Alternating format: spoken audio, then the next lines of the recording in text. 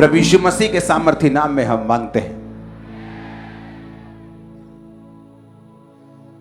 लूका 9 उसकी 28 से 43 आयत को मैं यहां पे पढ़ूंगा।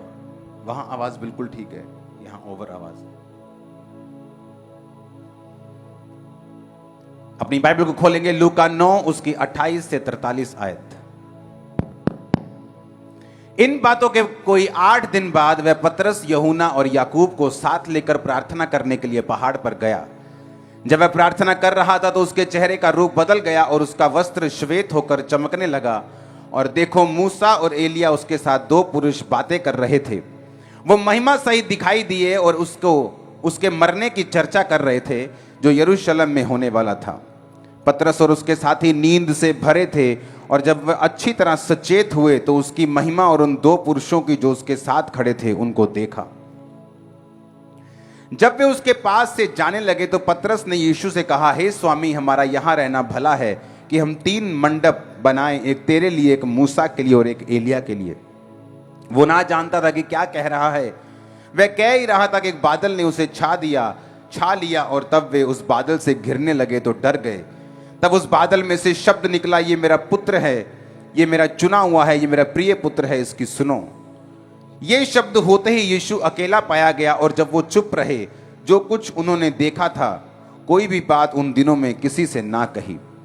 दूसरे दिन जब वो पहाड़ से उतरे तो एक बड़ी भीड़ उनसे आ मिली और देखो, भीड़ में से एक मनुष्य ने चिल्लाकर कहा, हे गुरु, मैं तुझसे विनती करता हूं कि मेरे पुत्र पर कृपा दृष्टि कर, क्योंकि वह मेरा इकलौता है। देख, एक दुष्ट आत्मा उसे पकड़ती है और एकाएक वो चिल्ला उठता है। वह उसे ऐसा मरोड़ती है कि वह मुंह में झाग भर लाता है और उसे कुचलकर कठिनाई से छोड़ती है।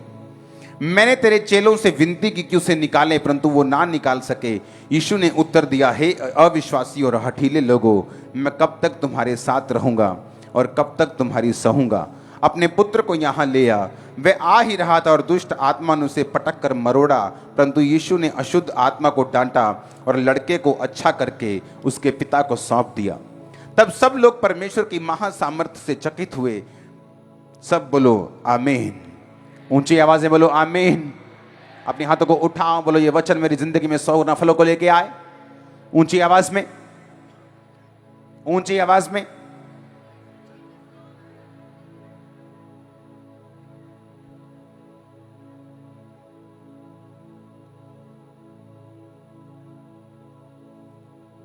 प्रभु यीशु मसीह के सामर्थी नाम में हम मांगते हैं।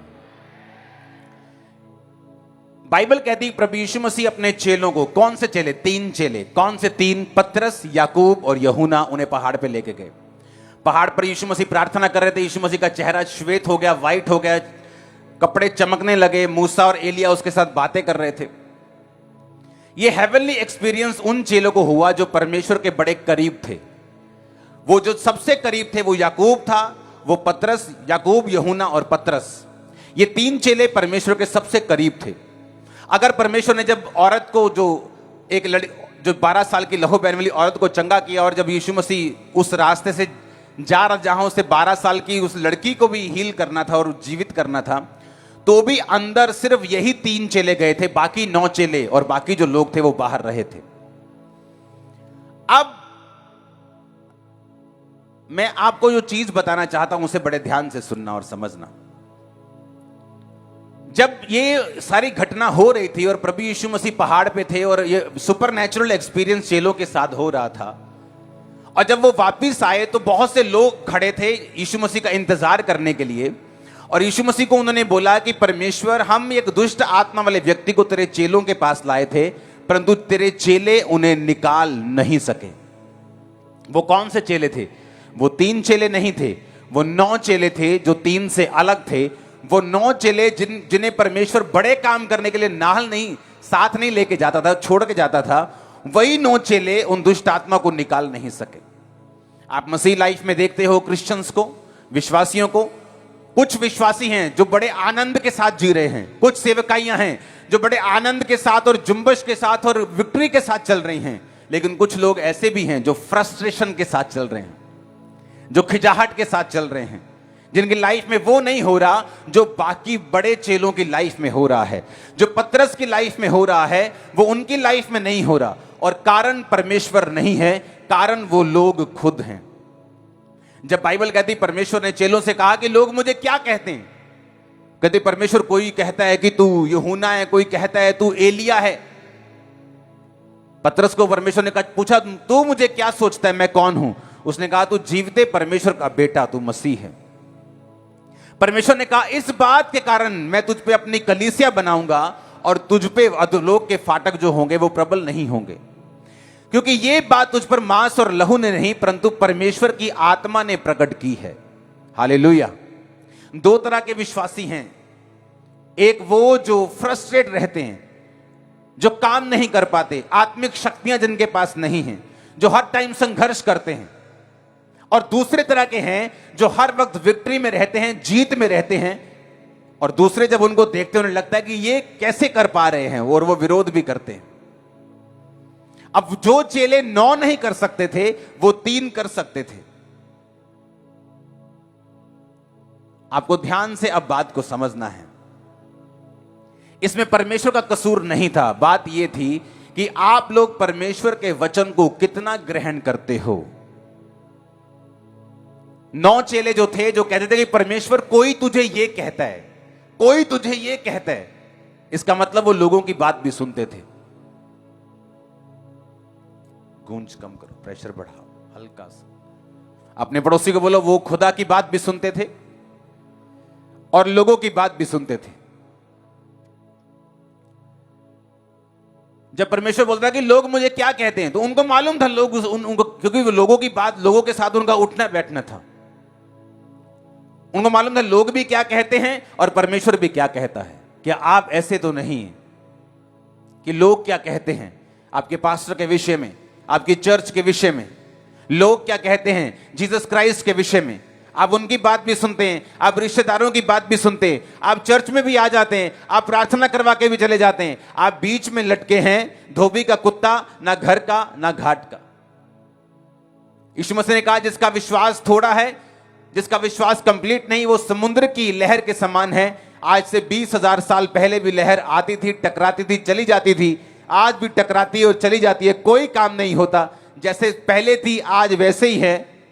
उसी तरह से बाइबल कहती है उस व्यक्ति जिसका विश्वास दो चित्ता है वो समुद्र के लहर के जैसे।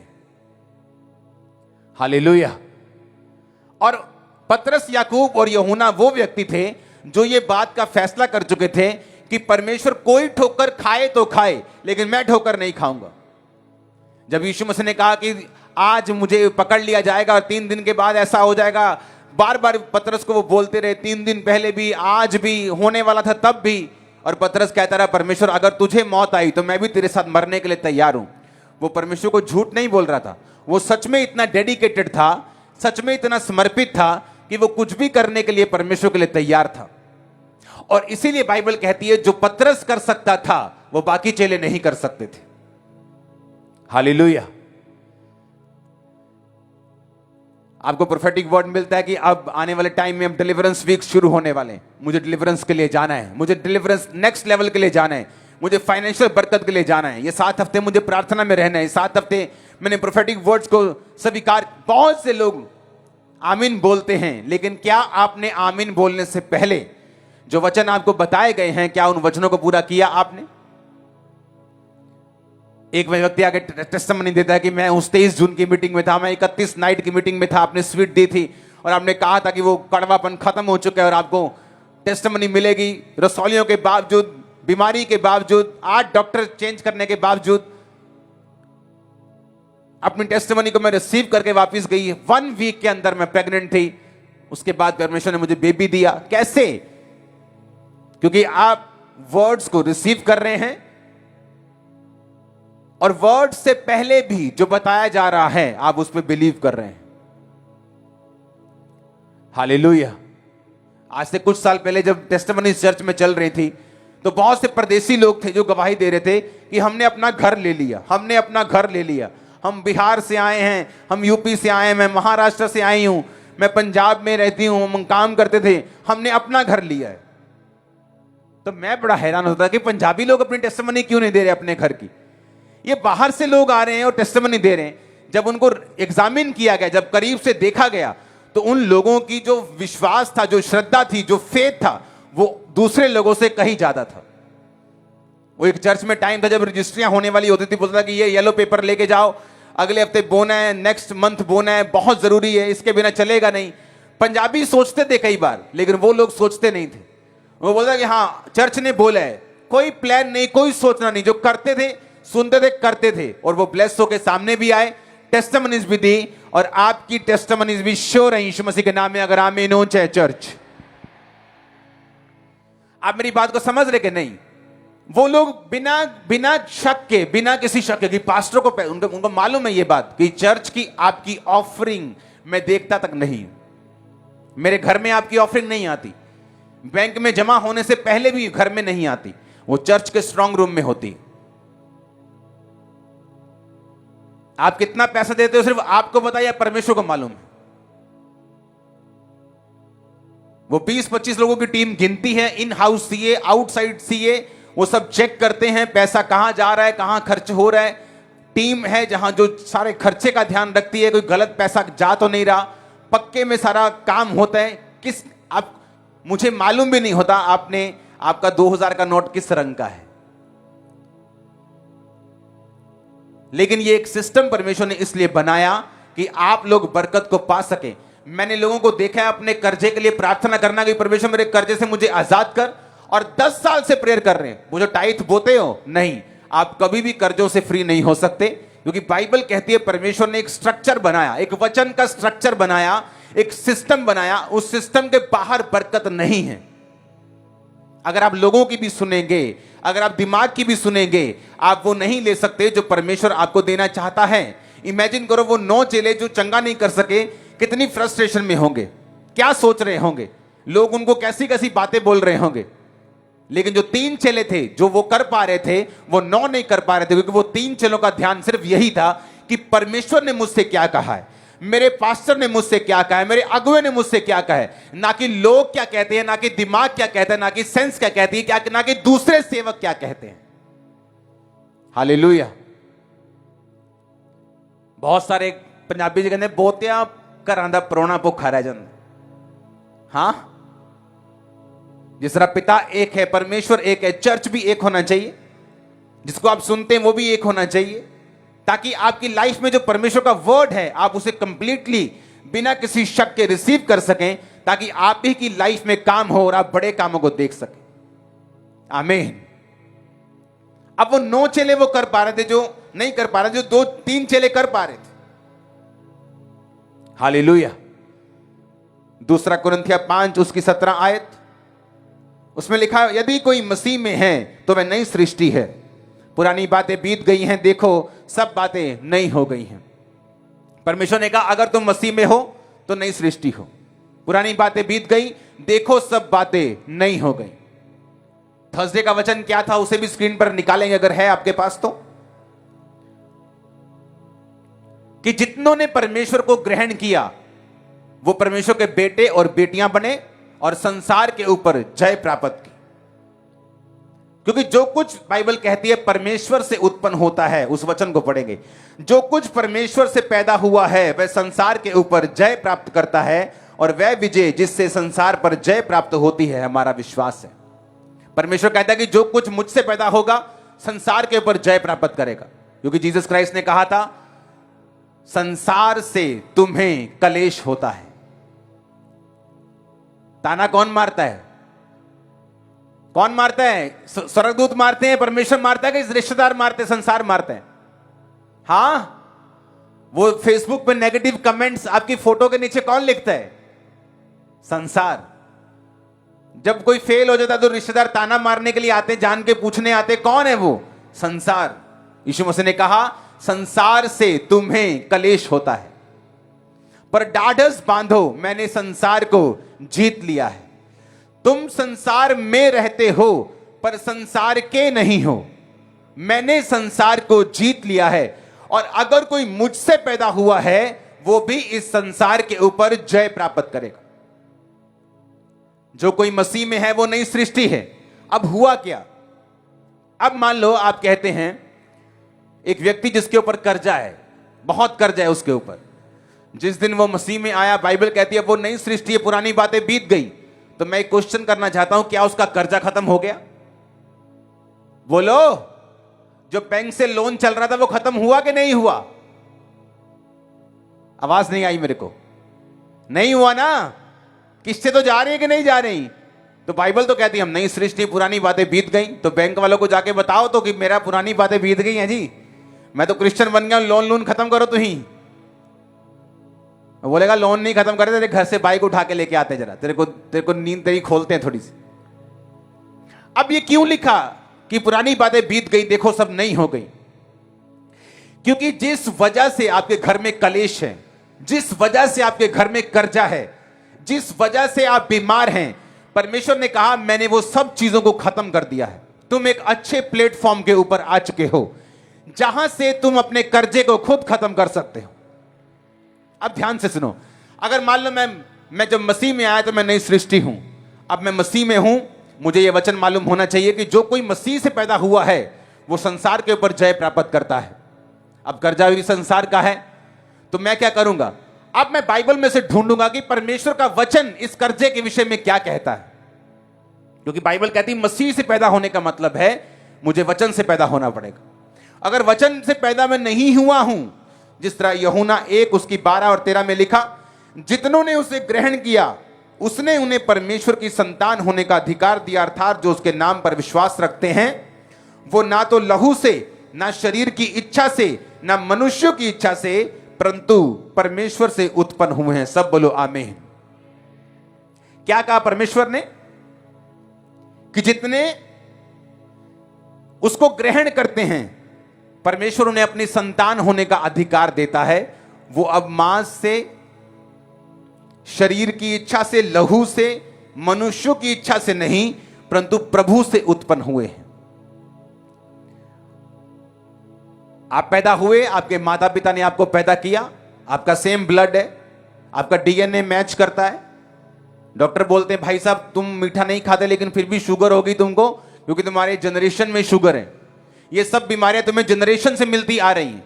अगर किसी की जनरेशन में कैंसर है, डॉक्टर बोलते हैं अगर आपकी जनरेशन में कैंसर है तो बड़े चांसेस है कि वो आपको भी होंगे।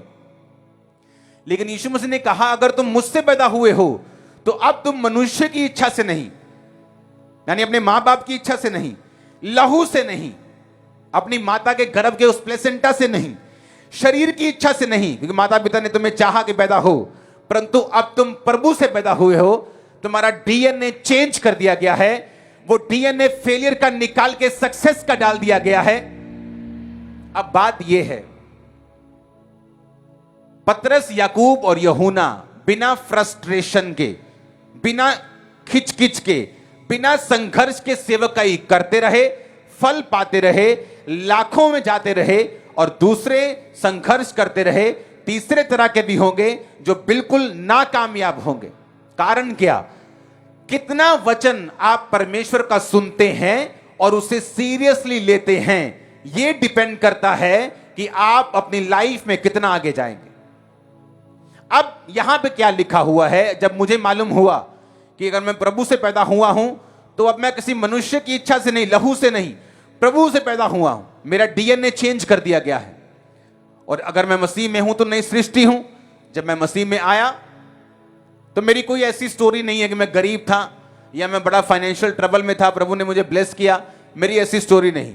मैं ब्लेस था फाइनेंशियली मुझे कोई प्रॉब्लम नहीं थी जब मैं मसीह में आया। लेकिन मसीह में आने के बाद फाइनेंशियली मैं और ब्लेस हुआ। हमारा बिजनेस ब्लेस हुआ। बिजनेस खुदावन ने बहुत आगे बढ़ाया, वो बात अलग है। खुदावन ने बरकत देनी शुरू की। सेवकाई से पहले ही एक बड़ा बिजनेस था मेरा टाइल्स का। जब मैं मसीह में सेवकाई छोड़ के आया, सेवकाई को मैं आया बिजनेस छोड़ के, तब बहुत बड़े बिजनेस को, सक्सेसफुल बिजनेस को छोड़ के आया था। लेकिन वो बिजनेस कैसे बड़ा हुआ, कैसे कर्जों से आजाद हुआ?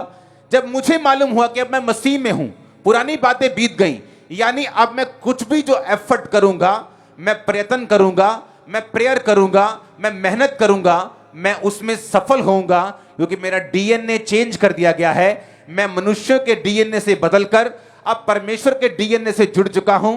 जीसस क्राइस्ट के डीएनए में बीमारी नहीं है, जीसस क्राइस्ट के डीएनए में फेलियर नहीं है। आप कभी फेल नहीं होंगे। आमीन खड़कने वाला चाहिए। लेकिन बात समझ की है। पतरस, याकूब और यूहन्ना को समझ आ गई कि ये भाई, ये मसीह है, ये खुदा का बेटा है, पीछे निकलना है, इसके पीछे जाना है। मरना जीना, खाना पीना, बैठना उठना, घाटा वादा सारा कुछ ਇਹਦੇ ਨਾਲ ਆ। हूं मर गए ਇਹਦੇ, जींदे ਇਹਦੇ, चंगे ਇਹਦੇ, बीमार ਇਹਦੇ, सारा कुछ ਇਹਦੇ ਨਾਲ है। पर दूसरे लोग क्या कहते हैं, मेरी मासी ने कुछ कहा है, अच्छा ध्यान रखी थोड़ा, मैंने यीशु मसीह बारे कोई खबर मिली हूं, ध्यान रखी थोड़ा जा, हिसाब ना चलनी। उनको यह भी मालूम था संसार क्या कह रहा है, लेकिन उन तीनों को मालूम था खुदा तू मरेगा मैं मरूंगा, तू जिएगा मैं जीऊंगा, तू जाएगा मैं जाऊंगा, तू कूदेगा मैं कूद जाऊंगा, तू चढ़ेगा मैं चढ़ जाऊंगा। हालेलुया। अब बाइबल कहती है जब मालूम हुआ कि मैं नई सृष्टि हूं, अब मुझे क्या करना है, मुझे वो चेक करना है जो खुदा ने अपने मुंह से बोला है। मेरी लाइफ की आदत थी, मैं 10% नहीं निकालता था, मैं 20% निकालता था अपनी मसीह जिंदगी की शुरुआत में, तभी भी। और उसके बाद भी बहुत से ऐसे खर्चे थे चर्च के जो मैं अपनी जेब से करता था। और खुदा ने क्या किया, मुझे वो ब्लेस करता गया। क्योंकि बाइबल कहती जब तू बोएगा तू काटेगा, तू जितना बोएगा उतना काटेगा। तूने कंजूसी से बोया तो कंजूसी से काटेगा, तूने बाउंडफुली दिल से चेयरफुली बोया, ज्यादा बोया तू ज्यादा काटेगा। मैंने ज्यादा बोया, आज मैं ज्यादा काट रहा हूं। कामरा चर्च से जलने की जरूरत नहीं, आप बो सकते हैं और काट सकते हैं। खुदावंद का वचन आज भी जीवित, आज भी पूरा होता है, आज भी ताजा है, पुराना नहीं हुआ। आमीन। आप बोएं, आप काटें। आपको ये ग्लोरी दिखती है, चर्च में लाखों लोग ब्रांचेस में दिखते हैं, लेकिन आपको इसके पीछे की स्टोरी नहीं दिखती। आपको ये नहीं दिखता कि जब चर्च में जरूरत होती थी तब भी अपने बैंक अकाउंट्स खाली कर दिए जाते थे, सीड के रूप में, बीज के रूप में। और लोगों को लगता था कि खामरा से बीज आया, खामरा के पास बहुत पैसा होगा, लेकिन उनको ये मालूम नहीं होता कि खामरा चर्च ने अपना बैंक अकाउंट खाली कर दिया और आपको बो दिया। ऐसा बीज जो पेनफुल होता था, जो जिसे पूरा करने में कुछ महीने लगते थे, जिसका दर्द कंप्लीट होने में, जिसको भरपाई करने में कुछ महीने लग जाते थे, ऐसे बीजों को बोते थे। और आज हमने रिजल्ट लिया है और आज भी बोते जाएंगे ताकि रिजल्ट कभी खत्म ना हो। आमीन। अब 9 चेले खुदा की भी सुन रहे हैं, लोगों की भी सुन रहे हैं, दिमाग की भी सुन रहे हैं, सिचुएशन की भी सुन रहे हैं, परिस्थितियां कैसी हैं, मेरे पास कितना है, मैं प्रेयर कर सकता हूं कि आज चर्च जा सकता हूं कि नहीं, आज मुझे काम है। लेकिन वो 3 चेले पूरे ब्लाइंड फेथ के साथ खुदाबंद के पीछे हैं और इसलिए रिजल्ट उनकी लाइफ में ज्यादा है। आप देखो आपको कैसा रिजल्ट चाहिए, कैसी बरकत आपकी लाइफ में चाहिए। मैं आपको एक सच बात बोल रहा हूं, जितनी बरकत, फिजिकल बरकत और आत्मिक बरकत आपकी लाइफ में होगी, आपके लोग करीबी, आपका परिवार, आपका मोहल्ला, आपके पड़ोसी उतनी जल्दी मसीह में आएंगे। जितना आप लेट बनेंगे, आपकी टेस्टिमनी लेट होगी, जितना देरी के साथ इन बातों को रिसीव करके फिर बरकत पाएंगे, उतना आपका परिवार लेट होगा, उतने आपके लोग लेट होंगे। क्योंकि जो बरकत है ये परमेश्वर की ओर से है, ये शैतान की ओर से नहीं। जो कुछ संसार में अच्छा बनाया गया वो खुदा की ओर से बनाया गया, खुदा के लोगों के लिए बनाया गया। लेकिन परमेश्वर ये चाहता है कि वो उसी के तरीके के साथ और वचन के तरीके के साथ आपको मिले, शैतान की तरह नहीं। जो यीशु मसीह को बोला था कि अगर तू मुझे झुककर प्रणाम करे तो सारा कुछ जो क्रूस उठाने में तुझे मिलेगा ऐसे ही ले जा, मुझे प्रणाम कर दे। लेकिन यीशु मसीह को मालूम था कि जो यहोवा देता है उसके साथ वो दुख नहीं मिलाता, वो महिमामय होता है।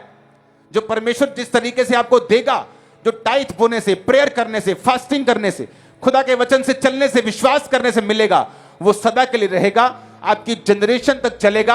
आपकी जनरेशन को मैं बड़ी बरकतों में बाहर के देशों में देख रहा हूं, बड़ी बरकतों को लेते हुए। आमीन। मेरे को ऊंचे वाला चाहिए यीशु मसीह के नाम में।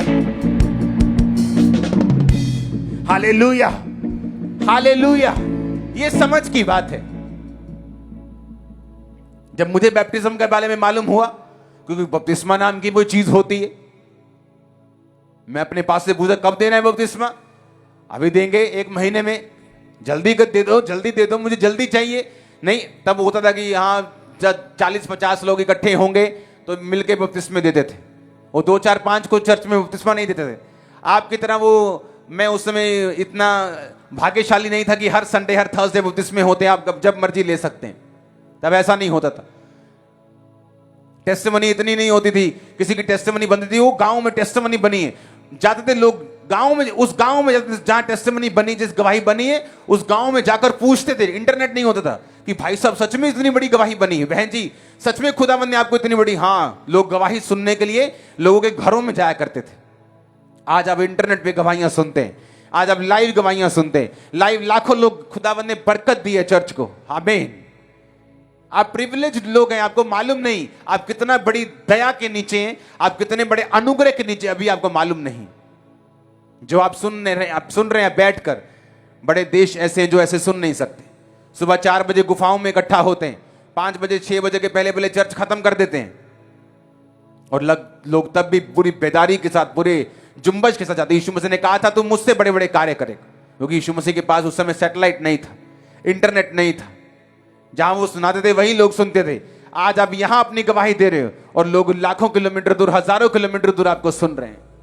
आप बड़े काम कर रहे हो, और ये खुदाबंद की इच्छा थी कि आप बड़े काम करें। आमीन। और ये आने वाले समय में क्या हो रहा है, आप चमकने वाले मैं आपको बता सकता हूं। अगर इस समय पंडाल की इस लाइट को ऑन कर दिया जाए तो आपको लाइट की कोई वैल्यू नजर नहीं आएगी, क्योंकि रोशनी है। अब दिन बुरे आते जा रहे हैं। जो प्रोफेटिक वर्ड्स मैं आपको दे रहा हूं खाने के, आने वाले दिनों में याद रखना, खाना पूरे वर्ल्ड का चंद कंपनियों के पास होगा, वहां से कंट्रोल किया जाएगा। छोटी छोटी किराने की दुकानें बंद होती जाएंगी फ्यूचर में, लेकिन जो मेन कंट्रोल होगा वो बड़ी कंपनियों के पास होगा। वहां से फूड को कंट्रोल किया जाएगा। आप लखपति हो, करोड़पति हो, आपको गिनती से फूड दिया जाएगा, घर में कितने मेंबर, कितने चावल और कितना आटा आपको दिया जाएगा। लेकिन क्रिश्चियन लोग, आप जगत की ज्योति हो, जब अंधेरा बढ़ेगा आप ज्यादा चमकोगे। जैसे लोग जिएंगे आप वैसे नहीं जियोगे, आप आनंद में जियोगे, भरपूरी में जियोगे, खुदाबंद की ताकत के साथ जियोगे। आमीन हो। चाहिए बरकत आपकी है। अब फैसला आपके हाथ है। आपको 9 चेलों की तरह बनना है, हिसाब से चलना है, देख के चलना है कि हाँ जेब अलाउ कर रही है, टाइट दे दें, इस महीने खर्चा ज्यादा हो गया नहीं देना, आज मेरा टाइम अलाउ कर रहा है मैं चर्च में जाऊं, आज मुझे ज्यादा काम आ गया चर्च में नहीं हूं। आपको देखना है कि आपने अपने हिसाब से चलना है, कि आपने पूरी बाइबल को, पूरी तरह से वचन को फॉलो करना है। परमेश्वर आपको चॉइस देता है। आप धीरे धीरे बढ़ सकते हैं, आप जल्दी बढ़ सकते हैं, आप बहुत आगे जा सकते हैं, आप एक जगह पे सेटिस्फाइड होकर रुक सकते हैं। आपकी ये अपनी चॉइस है, परमेश्वर की चॉइस नहीं। उसने आप पर छोड़ा। जितना बढ़ना चाहते हैं, जितनी बरकत पाना चाहते हैं, जितना आगे जाना चाहते हैं, ये मसा परमेश्वर ने आपको दिया है। हालेलुया।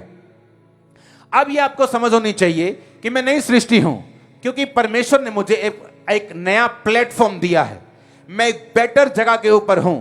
अब मैं यहां से अपने कर्जों से आजाद हो सकता हूं। मैं आपको चैलेंज करता हूं। आपकी लाइफ में कर्जा है, आप खुदावंद के वचनों में आप टाइट को बोना शुरू करो, आप प्रेयर में जाना शुरू करो। मैं कहता हूं, मैं चैलेंज करता हूं, कर्जे के चीथड़े हो जाएंगे दिनों में, मैं आपको बता रहा हूं। लेकिन विश्वास नहीं है। हमें लगता है पैसों से कर्जा उतरेगा, वो पैसों से नहीं, वो दया से उतरेगा। हालेलुया।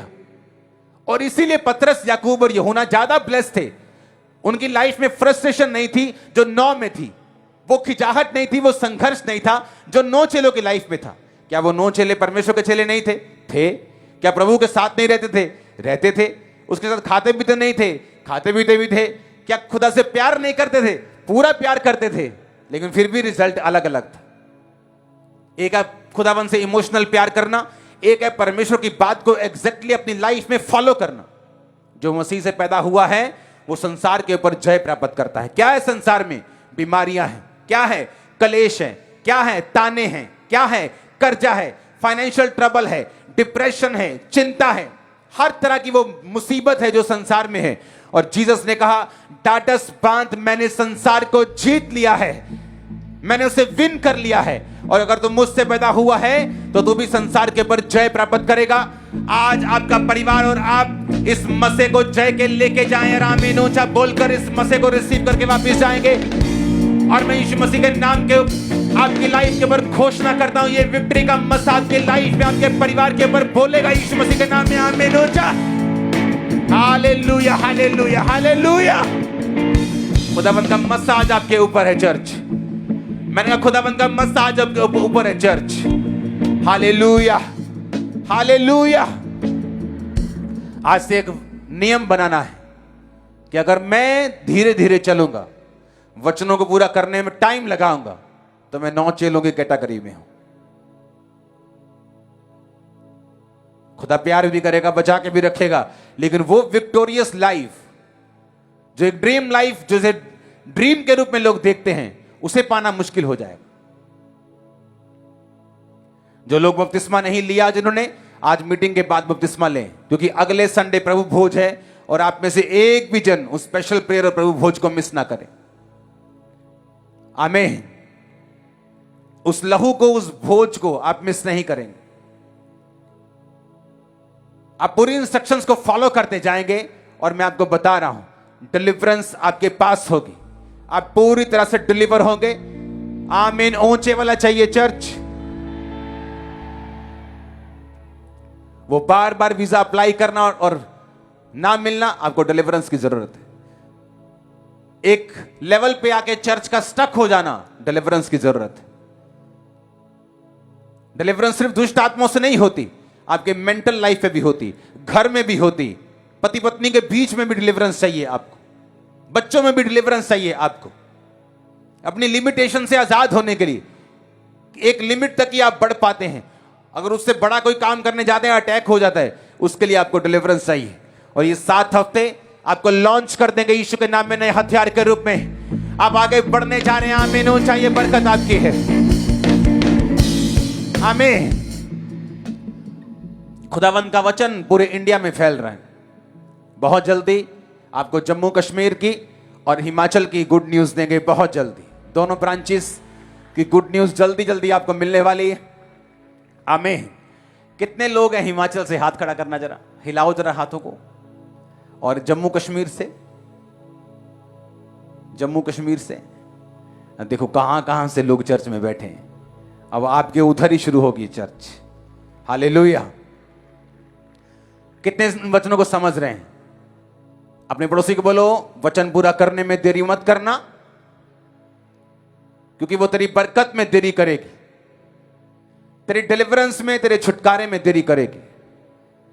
जैसे वचन मालूम हो उसको पूरा करना, तो बरकत का हकदार होगा।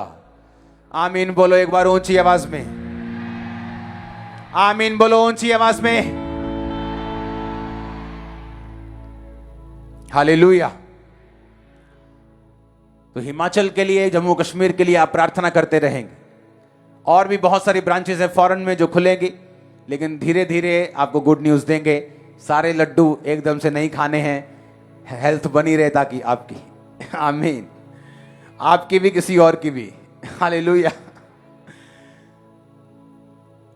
एक और बात प्रोफेटिकली मैं आपको बताना चाहता हूं, उसके बाद मैं प्रेयर में जाऊंगा। पंजाब के लिए आपको प्रेयर करनी है। मत डरो जो हो रहे हैं, वो अटैक हो गया जी, फलाना हो गया जी, उस चर्च पे यह हो गया, मत डरो।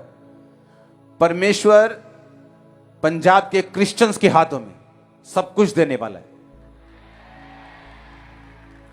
और सरकारों को भी यह मैसेज है कि कोई क्रिश्चियन आपका दुश्मन नहीं, जब तक आप उसे जबरदस्ती बनाने की कोशिश ना करें।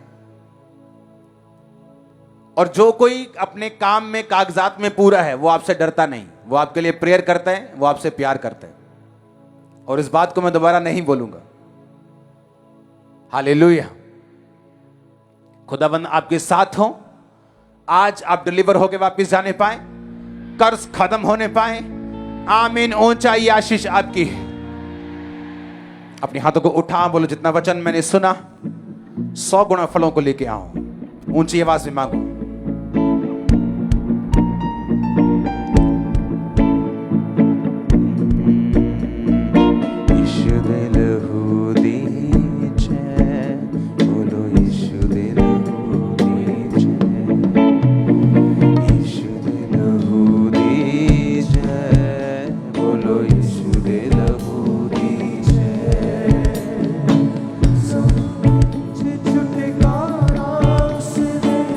लहू दे विच छुटे। सब जन खड़े हो जाओ,